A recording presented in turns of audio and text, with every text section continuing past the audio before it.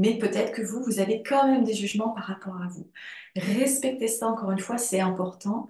Le processus de libération de la honte, ça ne se fait pas d'un seul coup.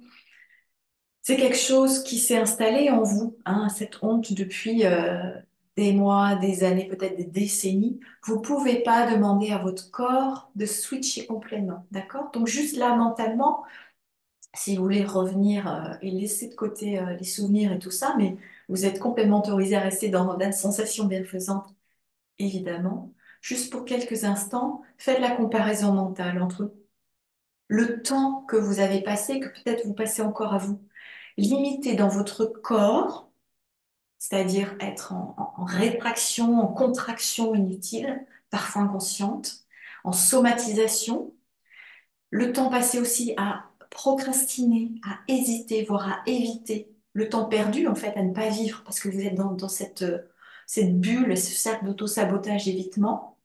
Et tout ça, ça prend beaucoup de temps.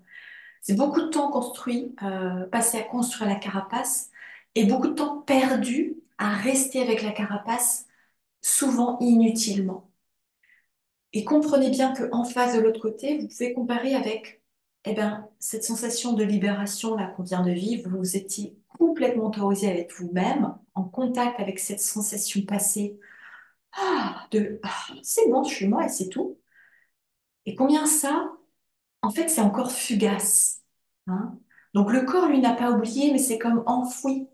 Donc, ce que je veux vous faire comprendre ici, c'est que vous ne pouvez pas demander à votre corps, à votre mental de se reprogrammer tout d'un coup et de repasser complètement à 100% dans la non-honte, dans l'autorisation et le plaisir, à 100% du temps, dans 100% des situations. D'accord? C'est un chemin progressif.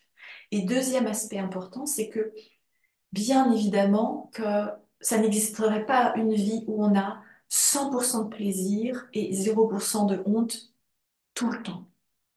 Il est normal d'avoir des sensations d'inconfort, il est normal d'avoir des sensations associées à de la honte parfois. Il est normal d'avoir du plaisir qui est un peu fugace.